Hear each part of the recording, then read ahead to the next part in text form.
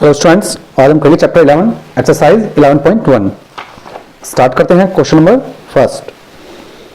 Following are the car parking charges near a railway station up to 4 hour ₹60, 8 hours ₹100, 12 hours ₹140, 24 hours ₹180। Check if the parking charges are in direct proportion to the parking time. तो हमें question क्या दिया गया है कि car parking के charge दिए गए हैं कि एक टाइम दिया है और इतने टाइम के लिए इतने चार्जेस हैं। अब हमें चेक क्या करना है कि जो पार्किंग चार्जेस हैं वो डायरेक्ट प्रोपोर्शन है पार्किंग टाइम के।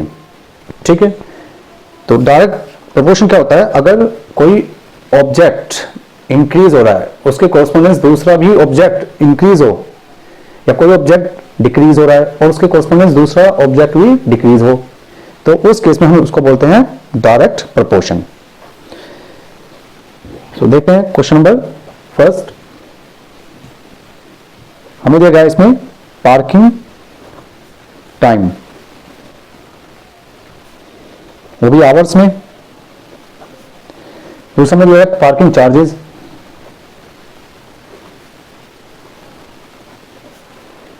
जो कि रुपीज में दिए गए हमें। तो यहां पे एक टेबल ड्रॉ कर लेते हैं हम।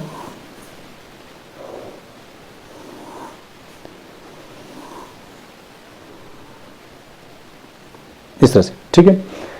तो यहां पर जो है स्टार्टिंग के 4 आवर्स हमें रुपीज पे करने पड़ रहे हैं 60, 8 आवर्स के लिए 100, 12 आवर्स के लिए 140 और लास्ट 24 आवर्स के लिए 180। ठीक है, तो अब हमें चेक करना है कि ये रेशियो जो है, मतलब जो दिया गया है, ये डायरेक्ट प्रोपोर्शन में है। ठीक है, तो यहां पर हम रेशियो चेक करेंगे पहले। फर्स्ट के लिए ratio of parking time upon parking charges.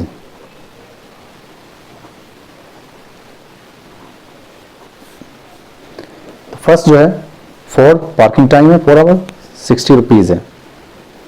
अब उसको सिंपलेस्ट फॉर्म में लिखते हैं, 4 1 4 और 15 4 60। तो यहां से हमें रेशियो मिलेगा 1:15। इसी तरह से नेक्स्ट चेक करते हैं 8/100 के लिए, 4 2 8 और 25 4 100। तो यहां पर रेशियो मिलेगा हमें 2:25। नेक्स्ट चेक करते हैं 12/140 के लिए, तो 4 3 12 और 4 3 12 एंड 4 5 20। तो रेशियो मिलेगा हमें यहां पर 3:35। नेक्स्ट चेक करते हैं 24/180। 24 को हम डिवाइड करते हैं 12 से, 12 2 24 और यहां पर 12 1 12 एंड 12 5 60। तो रेशियो आ जाएगा यहां पर 2:50। ठीक है, अब हम क्या देखते हैं कि यहां पर रेशियो जो है टाइम और जो चार्जेस थे वो सेम नहीं है। टाइम और चार्जेस का जो रेशियो है फर्स्ट केस का 1:15 है, दूसरे का 2:25। कोई भी रेशियो इक्वल नहीं है। सो हम कह सकते हैं since ratio of time and charges is not the same, so parking charges are not in direct proportion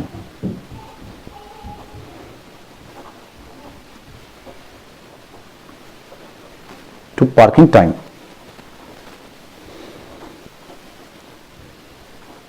इसका मतलब क्या है, जो पार्किंग चार्जेस है वो डायरेक्ट प्रोपोर्शन में नहीं है पार्किंग टाइम के। ठीक है, नेक्स्ट देखते हैं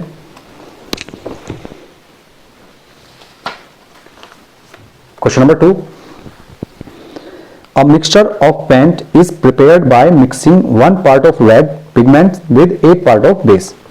तो देखो पेंट का मिक्सचर बना रहे हैं जिसमें 1 पार्ट तो रेड पिगमेंट है और 8 पार्ट हमारा बेस है। In the following table find the parts of base that need to be added. अब हमें क्या है, इस टेबल में जो base of parts of base है इनको हमें फाइंड करना है। ठीक है, तो देखते हैं क्वेश्चन नंबर 2। तो हमें दिया हुआ है पार्ट्स ऑफ रेड पिगमेंट और हमें दिया हुआ है पार्ट्स ऑफ बेस।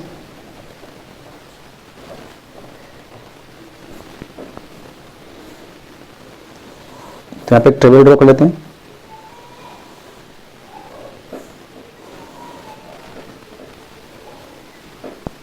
फर्स्ट 1 8 यानी कि 1 पार्ट पिगमेंट रेड पिगमेंट और 8 पार्ट बेस।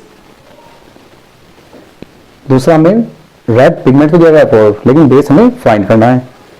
इसी तरह से थर्ड 7 दिया हुआ है रेड पिगमेंट और बेस हमें फाइंड करना है। नेक्स्ट 12 और नेक्स्ट हमें 20। तो हमें यहां पर ये फाइंड करने हैं बेस। ठीक है, सो इसको मान लेते हैं हम x1, इसको x2, इसको x3 और इसको x4। अब जैसे ही रेड पिगमेंट इंक्रीज होगा तो जो बेस है वो भी इंक्रीज हो रहा है। तो इसका मतलब क्या है, हमारा डायरेक्ट प्रोपोर्शन है, क्वेश्चन है। ठीक है, तो हम कैसे सोल्व करते हैं, 1/8 इक्वल्स टू 4/x1। यहां पर पिगमेंट अपॉन बेस, तो यहां पर भी हमारा pigment red pigment upon base, cross multiply करते हैं। सो x1 मल्टीप्लाई करेंगे 1 के साथ और 8 की मल्टीप्लाई करेंगे 4 के साथ। तो यहां से x1 आ जाएगा हमारा 32। तो 4 पार्ट ऑफ रेड पिगमेंट और हमें इसके साथ चाहिए 32 पार्ट्स ऑफ बेस। ठीक है, इसी तरह नेक्स्ट देखते हैं इसका सेकंड पार्ट। तो हमें जो गिवन है उसी के साथ रखेंगे इसको, 1/8 इक्वल्स टू 7/x2। क्योंकि ये डायरेक्ट प्रोपोर्शन का क्वेश्चन है तो रेशो जो होगा वो इक्वल होगा सभी के लिए। तो यहां पर 1/8 दिया हुआ है तो इसका रेशो भी सेम होगा, इसका भी सेम होगा रेशो, ऐसे ही सभी के लिए। क्रॉस मल्टीप्लाई करते हैं, x2 इंटू 1 x2 आ जाएगा और यहां पर 7 इंटू 8 56। नेक्स्ट 1/8 ये रेशो है हमारा। अब इसको हम नेक्स्ट कर सकते हैं इक्वल 12/x3। क्रॉस मल्टीप्लाई करेंगे, x3 इक्वल्स टू 12 मल्टीप्लाई 8। सो दोनों की मल्टीप्लाई कर देंगे यहां पर 96। नेक्स्ट देखते हैं fourth part, 1/8 equals to 20/x4। यहां पे क्रॉस मल्टीप्लाई करेंगे इसको। सो x4 इक्वल्स टू हो जाएगा 8 मल्टीप्लाई 20। हमारा आंसर हो जाएगा 160। ठीक है, नेक्स्ट देखते हैं question number 3। In question 2 above if 1 part of red pigment require 75 millilitre of base. तो इसी क्वेश्चन में जो क्वेश्चन नंबर 2 क्या है उसी में अगर एक पार्ट हम रेड पिगमेंट लेते हैं जिसके लिए जरूरत पड़ती है 75 मिलीलीटर ऑफ बेस की पेंट बनाने के लिए, how much red pigment should we mix with 1800 millilitre of base. तो हमें रेड पिगमेंट बताना है इस बार। इससे पहले वाले क्वेश्चन सेकंड क्वेश्चन में हमने बेस फाइंड किया था, इसमें हम पिगमेंट फाइंड करेंगे। ठीक है,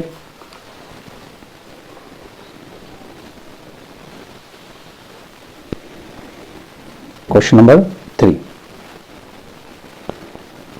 सो यहां पर हमें दिया हुआ है पार्ट्स ऑफ रेड पिगमेंट और पार्ट्स ऑफ बेस।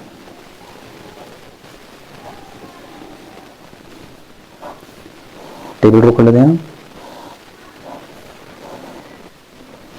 तो हमें जो पहला रेशो दिया हुआ था 1:1 दिया हुआ है, ठीक है। इस बार हमें क्या दिया हुआ है 1:75, तो यहां पर हम 75 कर लेंगे।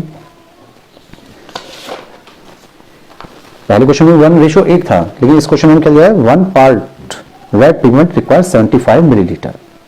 तो यहां पर 1:8 को हम चेंज कर लेंगे 1:75 में, ठीक है।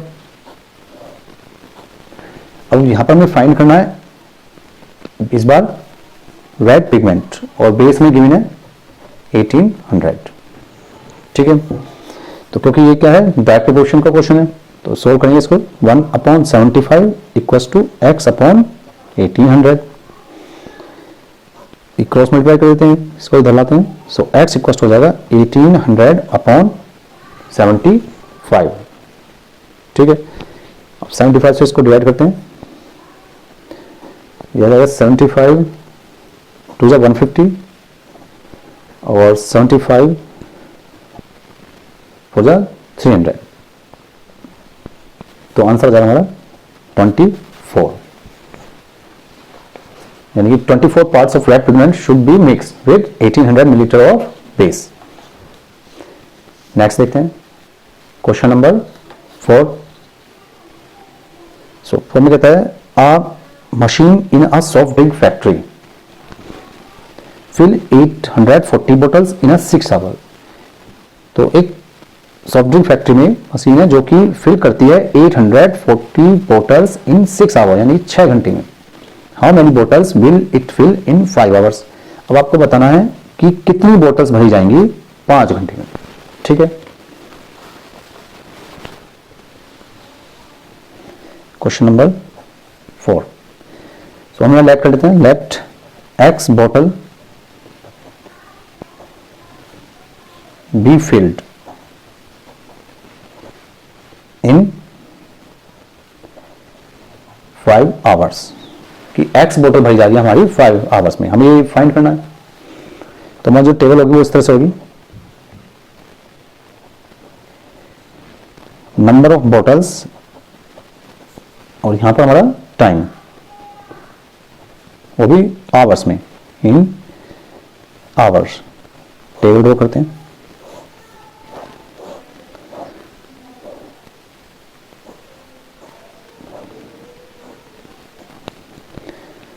हमें यहां पर दिया गया है 840 बोटल्स भरी जाती हैं 6 आवर में। तो अब बताना है कि 5 आवर्स में कितनी बोतल भरेंगे, जो कि हमें लेट किया है x। तो ज्यादा घंटे ज्यादा बोतल, कम घंटे कम बोतल, ठीक है। अगर टाइम इंक्रीज होगा तो बोतल्स भी इंक्रीज होंगी, ठीक है। नंबर ऑफ बोतल्स जो है वो इंक्रीज हो जाएंगी, और टाइम कम होगा तो नंबर ऑफ बोतल्स डिक्रीज हो जाएंगी। तो इसका मतलब ये डायरेक्ट प्रोपोर्शन का क्वेश्चन है, ठीक है। सो हम बताते हैं 840 over 6 equals to x over 5। इधर आएगा मल्टीप्लाई में, सो x इक्वल्स टू हो जाएगा 840 इंटू 5 अपॉन 6। 6 से इसको डिवाइड करते हैं, 6 1 जा 6, 6 और 4 जा 24, यानी कि 140। इसकी मल्टीप्लाई करेंगे 5 से, सो x इक्वल्स टू आ जाएगा 14 5 जा 70, यानी कि 700 बोतल। इतनी बोतल फिल होंगी। नेक्स्ट देखते हैं क्वेश्चन नंबर 5।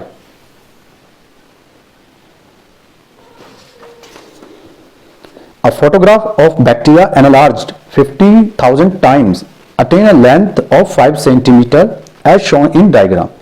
तो क्या है कि इसमें एक बैक्टीरिया है जिसका जो है फोटो 50,000 टाइम्स एनालार्ज किया जाता है, और जिससे हमें लेंथ मिलती है 5 सेंटीमीटर, ठीक है। मतलब जैसे हम मोबाइल से फोटो खींचते हैं, अगर हम किसी फ्लावर की फोटो खींच रहे हैं तो हम क्या करते हैं, उसको जूम कर लेते हैं, ठीक है। जूम करके मतलब थोड़ा बड़ा कर लेते हैं, तो उससे क्या है, फोटो जो आएगी वो बड़ी आएगी, यानी कि एक्चुअल लेंथ से बड़ी फोटो आएगी। जैसे हम उसको 12 टाइम 30 टाइम जूम कर रहे हैं, तो ऐसी 50,000 टाइम जो है बैक्टीरिया को एनालाइज किया गया, बैक्टीरिया को, और जिससे हमें जो लेंथ मिली बैक्टीरिया की फोटो वो मिली 5 सेंटीमीटर। ठीक है, तो ये पूछा what is the actual length of the bacteria. तो सर हम यहाँ पर एक्चुअल लेंथ फाइंड करेंगे बैक्टीरिया की। Let the actual length of bacteria,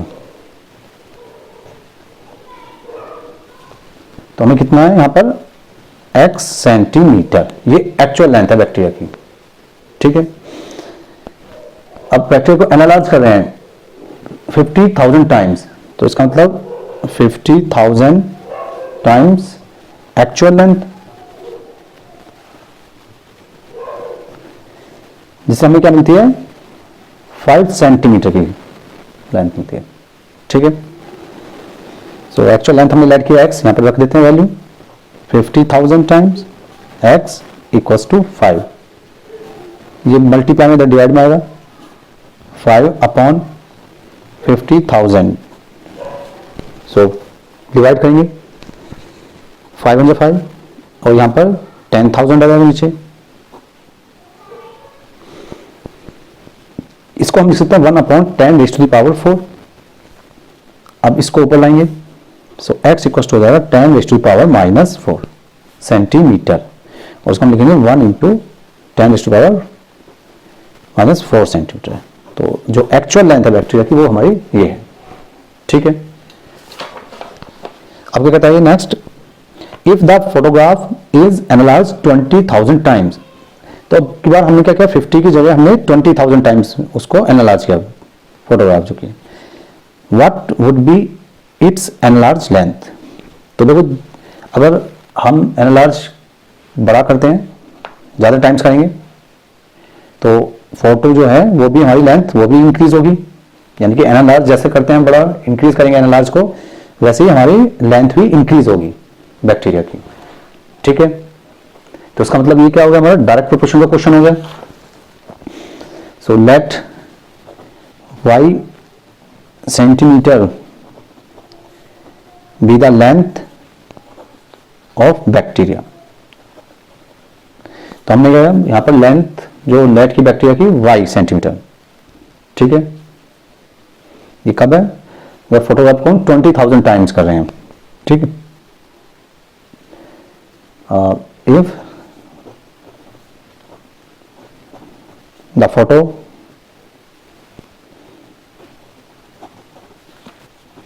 is analyzed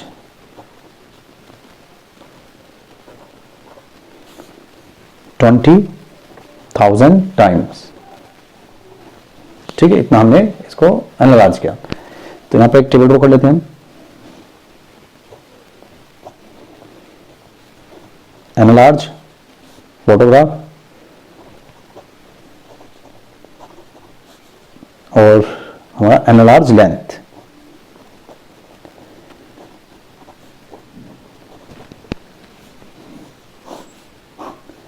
सो यहां पे 50,000, सो हमें 5 सेंटीमीटर लेंथ मिली। अब हम उसको 20,000 कर रहे हैं, तो हमें लेंथ फाइंड करनी है। ठीक है, क्योंकि डायरेक्ट प्रोपोर्शन है तो इसको हम ऐसे लिखेंगे, रेशियो इक्वल होगा क्रॉस मल्टीप्लाई करने पर, सो ये इधर आ जाएगा y इक्वल टू, और ये इधर चले जाएगा और ये इस साइड 20,000 मल्टीप्लाई 5 अपॉन 50,000, 0 से 0 कैंसिल और 5 बन जाए 5, तो जो लेंथ आ जाएगी 2 सेंटीमीटर। यही हमारा आंसर। नेक्स्ट देखते हैं क्वेश्चन नंबर 6।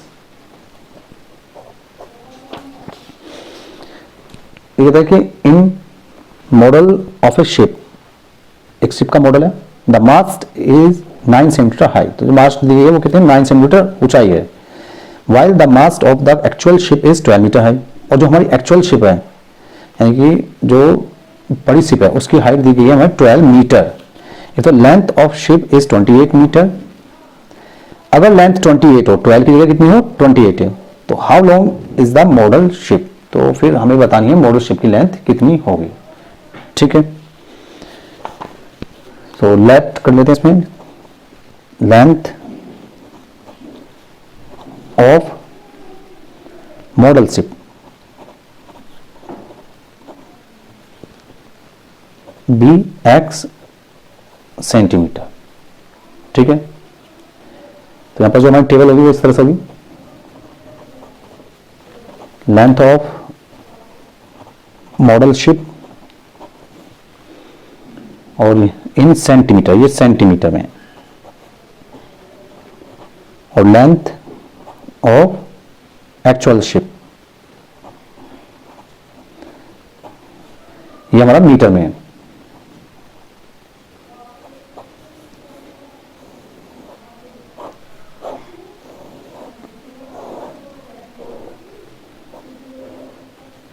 इस तरह से।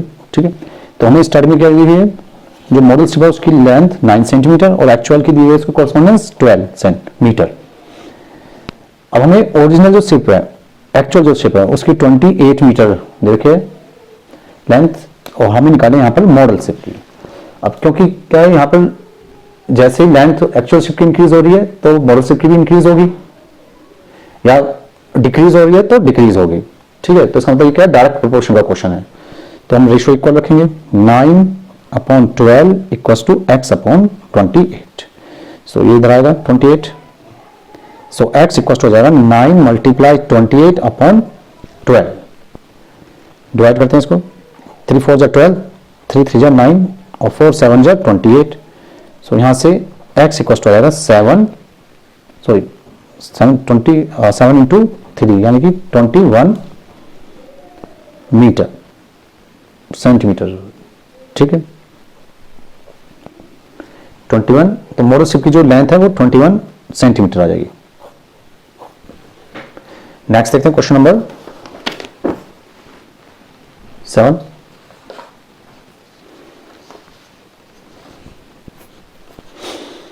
Suppose 2 kg of sugar contain 9 × 10⁻6 crystal.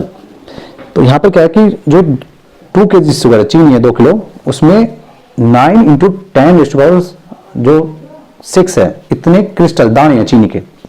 How many sugar crystal are there, तो हमें बताना है कि कितने क्रिस्टल होंगे, कितने चीनी के दाने होंगे अगर हम वहां पर 2 की जगह 5 kg शुगर ले लें।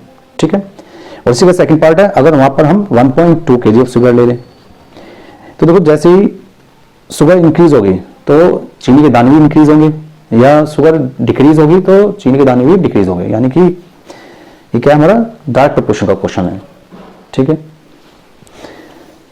क्वेश्चन नंबर 7, तो लेट 5 kg, हम इसका फर्स्ट पार्ट कर रहे हैं, 5 kg ऑफ शुगर कंटेन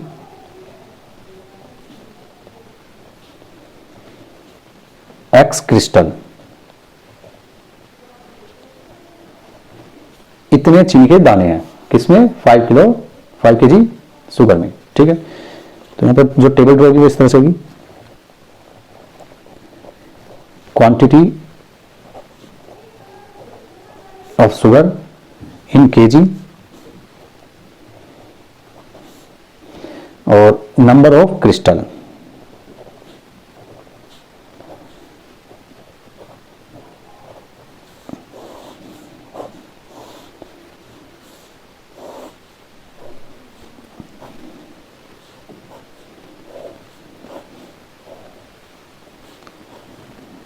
तो यहां पर क्वांटिटी ऑफ शुगर जो दे रखी है हमें 2 kg है स्टार्टिंग में, और उसमें जो क्रिस्टल है 9 × 10⁻6। अब हमें शुगर 5 kg दी गई है और हमें यहाँ पर क्रिस्टल निकालने हैं। ठीक है, तो क्योंकि डायरेक्ट प्रोपोर्शन है इसलिए रेशियो इक्वल होंगे, 2/9 × 10⁻6 इक्वल्स टू 5/x। ठीक है, इसको क्रॉस मल्टीप्लाई करेंगे यहाँ पर, इधर आएगा और ये इधर चले जाएगा। So x equals to 5 multiply 9 into 10⁶ upon 2। ठीक है, सो 2 से डिवाइड करते हैं 9 को 4.5। अब 4.5 की मल्टीप्लाई 5 से करते हैं तो यह जाएगा हमारा 22.5 और 10⁶। ठीक है, सो हमारे इतने क्रिस्टल होंगे इसमें।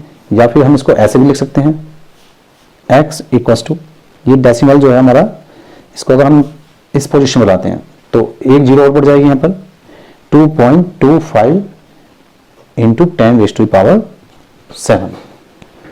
तो 5 kg sugar contain 2.25 into 10⁻7 crystals. ठीक है, इसी का सेकंड पार्ट है। तो इस बार हमें सेकंड पार्ट में क्या दिया है, इसको आगे बढ़ा देते हैं। इस बार हमें 1.2 kg में निकालने हैं, तो इसमें हम लेट कर लें कि y है इसमें क्रिस्टल। ठीक है, let 1.2 kg of sugar contain y crystal. इतने क्रिस्टल कंटेन करता है। ठीक है, सो ये भी हमारा क्या डायरेक्ट प्रोपोर्शनल क्वेश्चन है। सो रेशियो इक्वल होंगे 1.2 अपॉन y। ठीक है, क्रॉस मल्टीप्लाई करने पर ये इधर आएगा। So y equals to 1.2 multiply 9 multiply 10⁻6 upon 2। ठीक है, 2 से डिवाइड करने पर 0.6 आ गया, मल्टीप्लाई करेंगे सो यह आ जाएगा हमारा 5.4 10⁻6 हमारी y की वैल्यू। तो 1.2 kg of sugar contain 5.4 into 10⁻6 crystals. ठीक है, नेक्स्ट देखते हैं question number 8। Rashmi has a road map with a scale of 1 centimetre representing 18 kilometre. तो रश्मि के पास क्या है, एक रोड मैप है, जो छोटे छोटे मैप होते हैं हमारे, उसमें क्या है, जो हमारा स्केल लिया गया है 1 सेंटीमीटर रिप्रेजेंट करेगा 18 किलोमीटर को। ठीक है, she drive on a road for 72 kilometre. तो 72 किलोमीटर ड्राइव की, what would be her distance covered in map. ये हमारी एक्चुअल लेंथ है जो एक्चुअल लाइफ में जो कवर की है, और ये हमारा बताना है मैप में कि वो मैप में कितना चली, जबकि हमें स्केल दिया गया है यहाँ पर। ठीक है,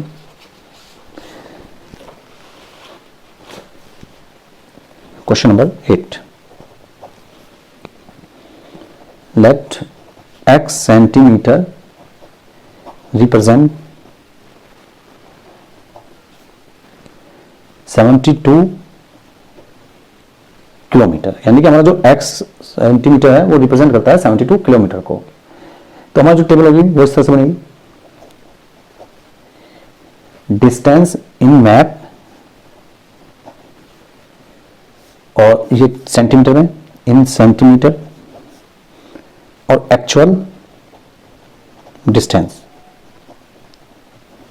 ये हमारा किलोमीटर में इन किलोमीटर। सो पहला में दिया गया जो स्केल है 1 सेंटीमीटर इक्वल्स टू 18 किलोमीटर। ठीक है, अब हमें निकालना है 72 किलोमीटर में स्केल बताना कितना स्केल होगा। ठीक है, मान लीजिए हमने एक्स लेट किया हुआ है यहाँ पर,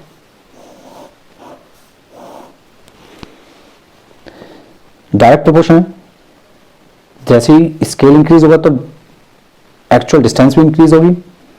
ठीक है, सो इसको रेशियो इक्वल रखेंगे, क्रॉस मल्टीप्लाई करने पे ये इधर आ जाएगा। सो x इक्वल टू हो जाएगा 72 मल्टीप्लाई 1 अपॉन 18। सो 18 से डिवाइड करेंगे, 18 4 जा 72। तो यहां पर आ जाएगा हमारा x इक्वल टू 4 सेंटीमीटर। ठीक है, नेक्स्ट देखते हैं क्वेश्चन नंबर 9।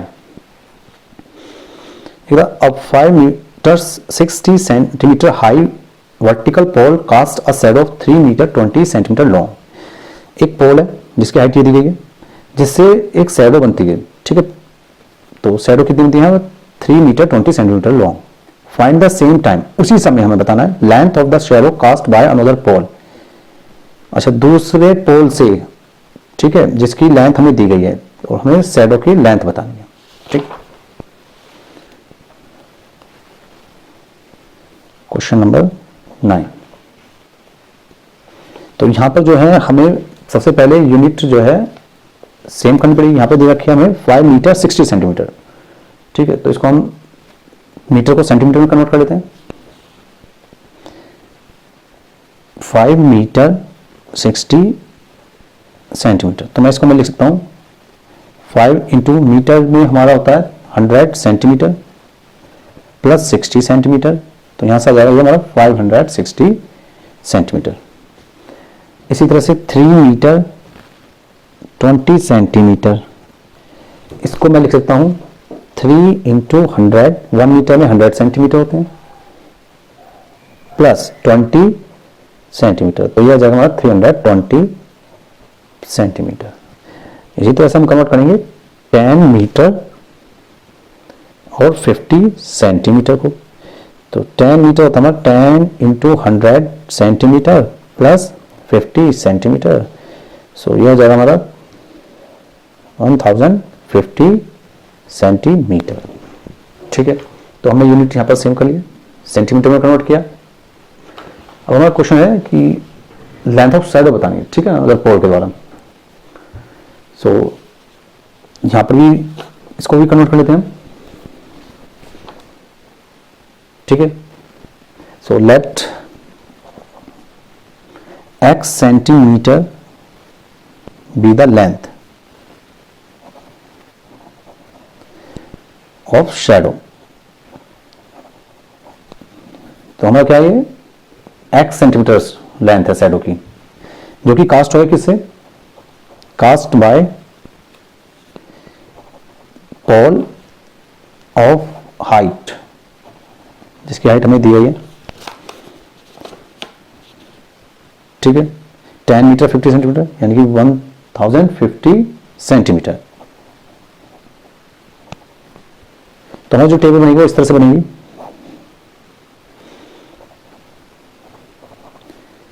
हाइट ऑफ पोल और लेंथ ऑफ शैडो।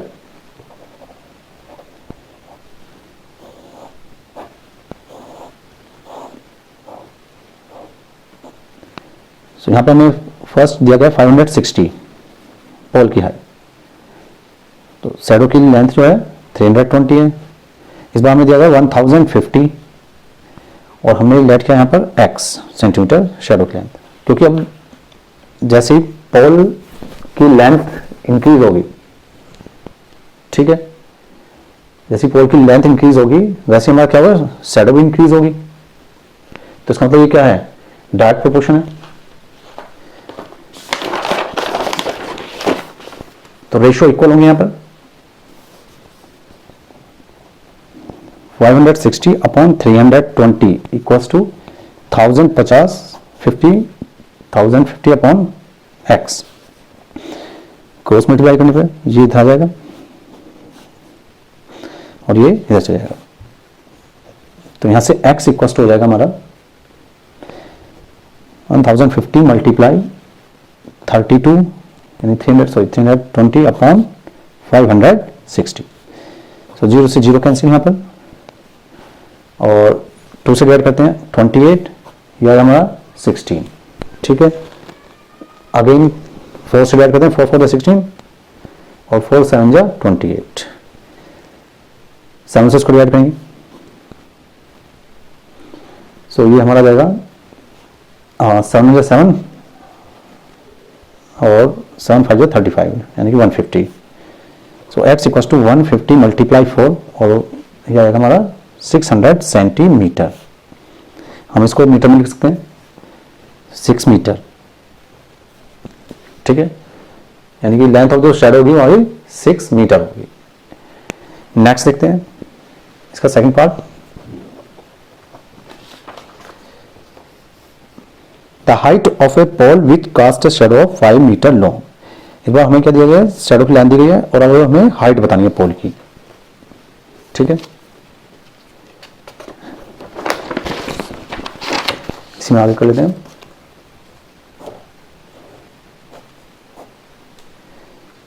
तो इस बार हमें ये फाइंड करना है, मान लीजिए y है, ठीक है, लेंथ ऑफ पोल बतानी है हमें, जबकि शेडो हमें इस बार गिवन है 500। तो ये भी हमारा डायरेक्ट प्रोपोर्शन का है, तो रेशियो इक्वल होंगे, यानी कि 560 अपॉन 320 इक्वल्स टू हो जाएगा x अपॉन 500। सो y अपॉन 500, ये y लेट किया था हमने, तो क्रॉस मल्टीप्लाई करेंगे, इधर चला जाएगा। सो y इक्वल्स टू हो जाएगा 560 इंटू 500 अपॉन 320, जिससे जीरो कैंसिल, और 16 28, और ये 4 जा 16, 4 7 जा 28, इसको डिवाइड करते हैं। तो 4 1 जा 4, 4 2 जा 8, और 4 5 जा 20, ठीक है, मल्टीप्लाई करेंगे। सो y इक्वल टू आ जाएगा 875 सेंटीमीटर, या फिर हम इसको लिख सकते हैं y equal to 8 into 100 plus 75 centimetre, तो यह जाएगा 8 मीटर और 75 सेंटीमीटर। ये हमारा आंसर। Okay, thank you.